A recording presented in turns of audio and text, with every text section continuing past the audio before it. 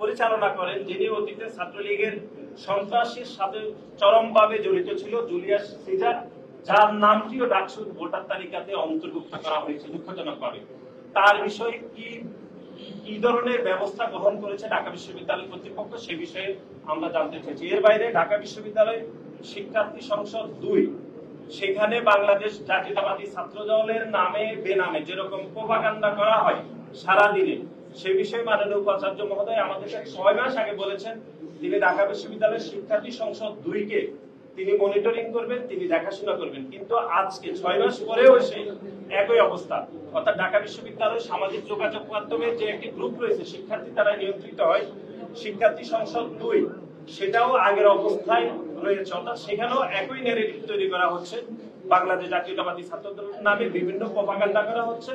বিশেষ করে আমাদের যে নারী শিক্ষার্থীরা যারা ছাত্র দলের কমিটিতে অন্তর্ভুক্ত হয়েছে, তাদের নামে বিভিন্ন বোলিং করা হচ্ছে, তাদের নামে প্রোপাগান্ডা করা হচ্ছে, সামাজিক যোগাযোগ মাধ্যমে তাদেরকে হেনস্থা করা হচ্ছে।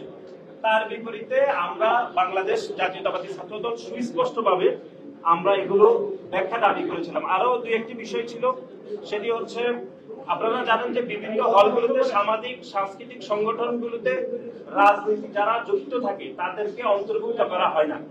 কিন্তু আমরা দেখেছি এই গণঅভ্যুত্থান পরবর্তী সময়ে বিভিন্ন সামাজিক সাংস্কৃতিক সংগঠনগুলোতে যারা অন্তর্ভুক্ত হয়েছে অথবা যারা নেতৃত্ব দিচ্ছেন, তারা গুপ্ত শিবিরের রাজনীতির সাথে জড়িত আমরা ইতিমধ্যে প্রমাণ পেয়েছি, এবং সেই প্রমাণগুলো আমরা ঢাকা বিশ্ববিদ্যালয়ের মাননীয় উপাচার্য মহোদয়ের কাছে আমরা দিয়েছি।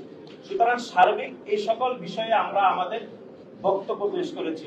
এখন আরেকটি সুস্পষ্ট বিষয় সেটি হচ্ছে আমরা গণঅভ্যুত্থান পরবর্তী সময় দেখেছি যে ঢাকা বিশ্ববিদ্যালয় মাননীয় প্রক্টর, মাননীয় উপাচার্য এবং প্রক্টর সহ সবাইকে ঢাকা বিশ্ববিদ্যালয়ের বিভিন্ন গুপ্ত সংগঠনের নেতাকর্মীরা, একই সাথে ঢাকা বিশ্ববিদ্যালয়ের সামান্য কিছু সাধারণ শিক্ষার্থীরাও যেরকম ভাবে হয়রানি করে অথবা মব করে, বিশ্ববিদ্যালয় অভিভাবক সুলভ আচরণ করে না শিক্ষার্থীদের পক্ষ থেকে।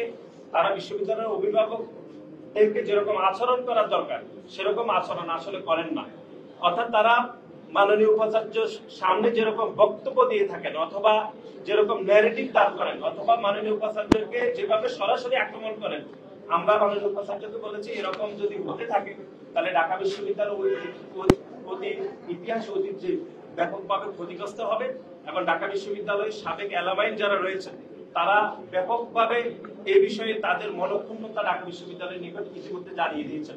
সুতরাং আমরা মনে করি ঢাকা বিশ্ববিদ্যালয়ের সাধারণ শিক্ষার্থী এবং বিশেষ করে গুপ্ত সংগঠনে যারা রয়েছেন তারা ঢাকা বিশ্ববিদ্যালয়ের মাননীয় উপাচার্যকে সহ ঢাকা বিশ্ববিদ্যালয়ে যারা আমাদের অভিভাবক রয়েছে তাদের প্রতি যেরকম বিমাতা সুলভ আচরণ করেন সে বিষয়ে আমরা বিশ্ববিদ্যালয়ের উপাচার্য বরাবর আমরা আমাদের মতামত দিয়েছি।